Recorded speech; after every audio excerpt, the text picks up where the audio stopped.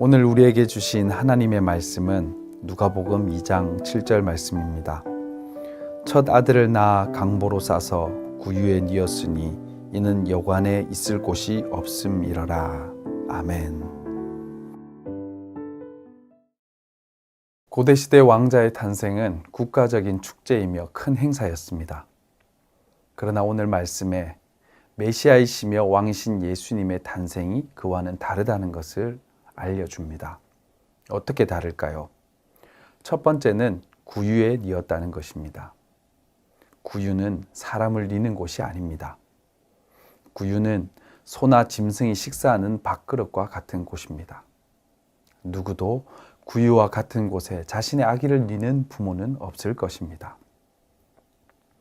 그러나 예수님은 메시아이시며 이 땅을 구원할 창조주 하나님이시지만 차마 누울 수도 없는 구유, 낮고 낮은 자리에 오신 것입니다. 그리고 구유에 누우셨다는 것은 누구나가 다가갈 수 있다는 것을 의미합니다. 왕은 나라를 이끌어갈 사람이기에 엄청난 경호를 받습니다. 그래서 접근하기도 어렵고 만나는 것도 쉽지 않습니다. 그러나 예수님은 누구나 올 수 있도록 구유에 나신 것입니다. 가난하고 힘없고 어려운 이들, 세상에서 가장 천대받는 이들조차 예수님을 만날 수 있도록 낮은 자리에 임하신 것입니다.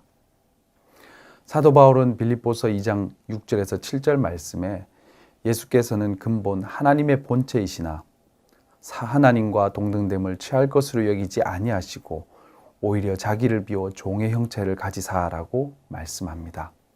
예수님은 탄생 순간부터 세상의 길이 아님을 보여주고 있는 것이죠. 우선순위가 돈과 권력, 힘을 중요시하는 세상에서 예수님이 구유에 누우신 것은 우선순위가 뒤바뀌어 있음을 의미하는 것입니다. 두 번째, 여관에 있을 곳이 없다라고 말합니다. 여관에 자리가 없다는 것은 그만큼 세상이 빠르고 분주하게 돌아간다는 것입니다. 세상은 분주합니다. 급변합니다. 그리고 경쟁에서 뒤처지면 자리가 없을 만큼 어려운 것이 세상입니다. 그것을 보여주는 것이 빈방이 없는 여관이라는 것이죠. 또한 각박한 이 세상을 보여주기도 합니다. 여관 주인은 임신한 마리아와 요셉의 모습을 보고 방을 주지 않았습니다. 출산을 앞둔 여인을 보고도 마구간으로 안내한 것이죠. 그만큼 세상과 사람들이 각박하다는 것을 보여줍니다.